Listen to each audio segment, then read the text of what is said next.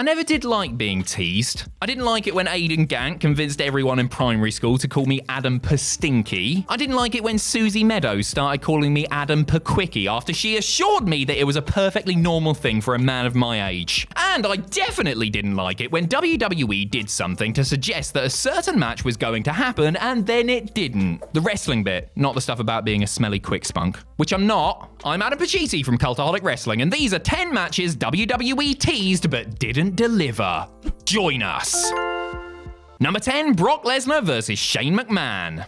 Given the scarcity with which he actually wrestled, every Brock Lesnar match during his second WWE run felt a bit like a dream match in a way. And with the Beast Incarnate's in-ring career now seemingly over, fans will both cherish the matches they did get to see and lament the ones that got away. Well, unless it's the teased bout between Brock Lesnar and Shane McMahon, in which case I'm sure we're all thankful it didn't end up happening. After Lesnar demolished Randy Orton in their SummerSlam 2016 headliner, Shane-O came out to confront the former UFC champion, no doubt fancying his chances since, as we all know, Vince's kid is a super tough street fighter in his own right. Shane didn't exactly run to Randy's aid, however, and ended up eating an F5 to end the show, which most fans took as a sign that WWE were building up Brock's next match, which would presumably take place at Survivor Series. Nope! Brock battled Goldberg at the pay-per-view in a match designed to promote the latest WWE 2K video game, while McMahon was in a traditional Survivor Series tag match. Number 9, Trish Stratus vs Sasha Banks.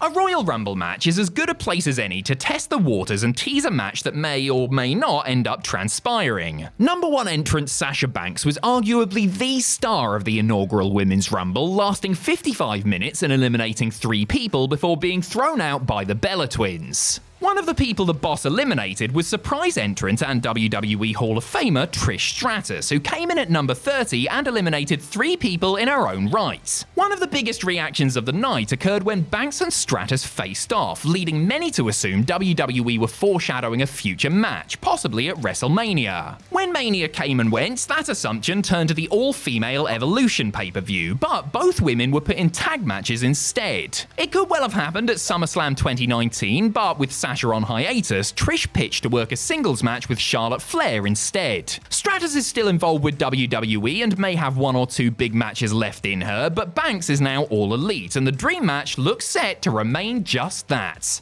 Number 8, Shawn Michaels vs Daniel Bryan.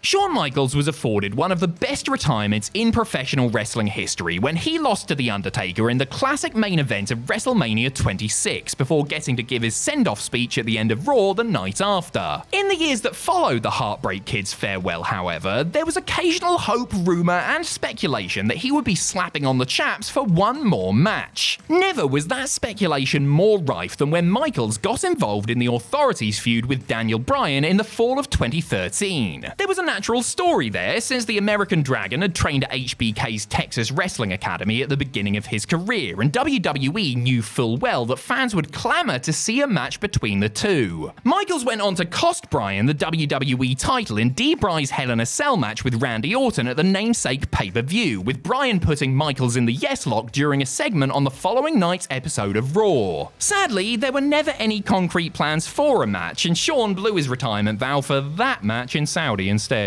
Number 7, Hulk Hogan vs the Great Khali.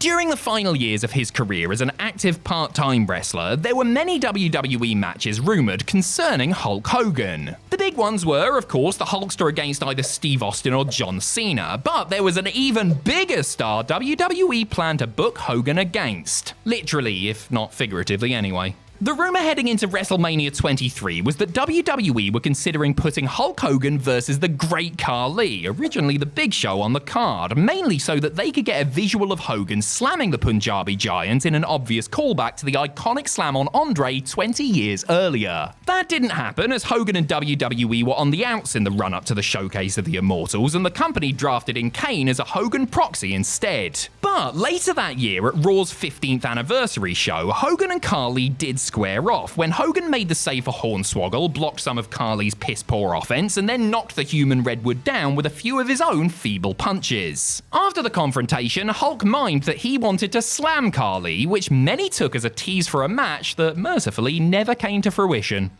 Number 6, Mick Foley vs Mr. McMahon. After getting retired by Triple H at No Way Out 2000, Mick Foley would for the next several years pop back into WWE for short-term programs and the occasional match. For Mrs. Foley's baby boy to bother putting on his best sweatpants, however, the creative had to be good and really mean something, as he put a lot of physical and mental energy into his feuds with the likes of Randy Orton, Edge and Ric Flair. Still have no clue what that pointless thing with Carlito in 2005 was, mind. Soon after the initial retirement, however, Foley was hell-bent on keeping his vow and never wrestling again, after one big WrestleMania payday anyway. And that is why he turned down the chance to wrestle Mr. McMahon at WrestleMania X7, despite the storyline on television appearing to indicate that that was the direction things were going. Foley was instead installed as the special guest referee for Vince's street fight with his son Shane. Mick later expressed his regret at not doing the match and noted that he would have done it had he known that he would eventually come out of retirement anyway. Number 5, Terry Funk vs. Steve Austin. Shotgun Saturday Night was a unique experiment by WWE that, while it may have been a failure overall, at least provided fans with something a bit different. And fans watching the third episode of Shotgun may well have felt that they were not just watching something a bit different, but something truly special. Taking place in the Denim and Diamonds bar in San Antonio, Texas, the show featured a pulsating confrontation between two legendary Lone Star statesmen. After going on a foul-mouthed tirade, Terry Funk called out Steve Austin, who was on commentary, and the two got into a short but intense brawl. During the show's main event, pitting Stone Cold against Goldust, the Funker got involved yet again and caused a DQ by attacking Austin before the two continued their scrap around ringside. A day later, the Texas Rattlesnake briefly fought with Funk in the Royal Rumble match, which tragically is as close as we ever got to a match between the two. I mean, seriously, a year later they had Terry mucking around with the likes of the Headbangers, but no Austin match. WWE, you're just a bunch of egg-sucking dogs, let me tell you. Number 4, The Rock vs. Triple H. Alright, we've done this before, but look, I'm well aware of the fact that The Rock and Triple H squared off many times during the Attitude Era. The Great One and the Game rose through the WWE ranks together, going from promising mid-carders to feuding over the world title in pay-per-view main events. Given how acclaimed their feud was, it's not surprising that WWE would want to go back to the well over 15 years later. Triple H was still putting the boots on for major shows, while The Rock had recently worked against John Cena and CM Punk when they reignited their rivalry in 2014. On the October 10th episode of SmackDown that year, the two jackjawed in a backstage segment that threatened to get physical, even going so far as to propose a match between them at a future WrestleMania. Things did get physical at WrestleMania 31, not in a singles match though, but during an in-ring segment also featuring Ronda Rousey and Stephanie McMahon. Some speculated that the angle was done to build up a mixed tag at a later date, but that never happened due to Rock's schedule, and Kurt Angle ended up filling in. Number 3, Big Show vs. Shaquille O'Neal.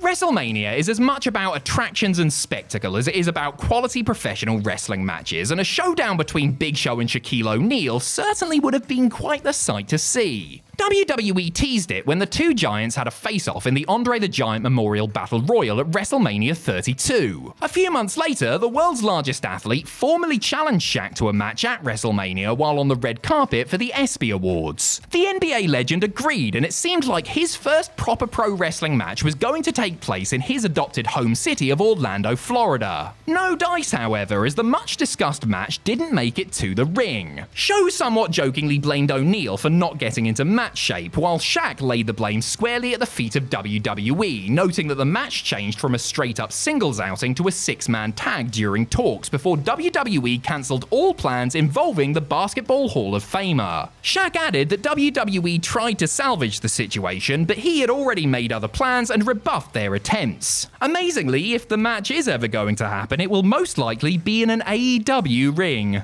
Don't you dare do it, Tony. Number 2, Brock Lesnar vs. Bray Wyatt. In January of 2016, the Wyatt family began to target Brock Lesnar, which included attacking him on Raw and then ganging up on Brock to eliminate him from the 2016 Royal Rumble match, after Lesnar had already eliminated Luke Harper, Eric Rowan, and Braun Strowman. While some fans assumed the Beast Incarnate and the Eater of Worlds were on a collision course for WrestleMania, WWE opted to book the match for the WWE Network exclusive Roadblock instead. Prior to the match, however, it was changed to a 2-on-1 handicap match pitting Lesnar Lesnar against both Wyatt and Harper. Bray tagged out immediately, and the match was essentially a straight singles match between Brock and Luke, with Lesnar predictably getting the win after a series of German suplexes and an F5. Oh, so WWE must be saving the real Wyatt-Lesnar match for Mania, right? Wrong. Brock quickly segued into a program with Dean Ambrose, while the Wyatt family ended up getting punked out by The Rock and John Cena on the grandest stage. WWE reportedly wanted to revisit the Lesnar-Wyatt feud in 2023, but Brock passed as he didn't think Bray was the right opponent for his character. Number 1, Steve Austin vs. CM Punk.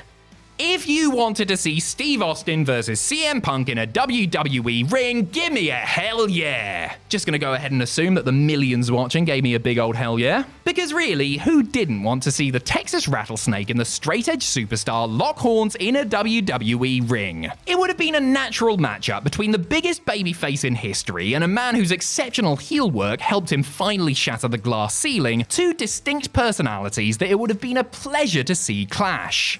Alas, nope. WWE did have the two interact on the June 13th, 2011 episode of Raw, and the chemistry between them was plain for all to see. Just as it was almost 18 months later when 2K released a Punk-Austin sit-down interview mediated by Jim Ross. Regrettably, Punk and Austin were just promoting a video game, and due to Austin's extensive injury history, the odds of an actual match resulting from this piece of business was slim to none. Actually, none, as it turns out, since the match has never, and almost certainly will never happen. And that's the bottom line, because Kevin Owens stole Stone Cold's swan song.